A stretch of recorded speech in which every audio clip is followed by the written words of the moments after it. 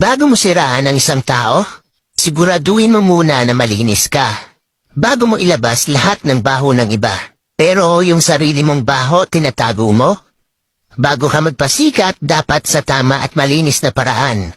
Huwag yung maninira ka ng kapwa mo para lang mapansin ka. Ano, pasikat lang? Yan ang mga taong feeling perfect. Ang tingin nila sa sarili nila, napakalinis. Lahat ng tao may bad side. Kaya manalamin ka muna bago ka manghusga.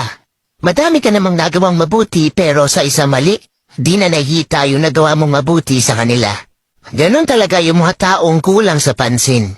Kahit mali sa mata nyo at labag sa paniniwala nyo, wala pa rin kayong karapatan manghusga ng kahit sino. Hindi nyo alam kung ano ang pinagdaraanan sa buhay ng bawat tao. Lahat tayo ay nagkakamali. Bas hindi kaaya-ayang tignan ang mga taong nagmamalinis.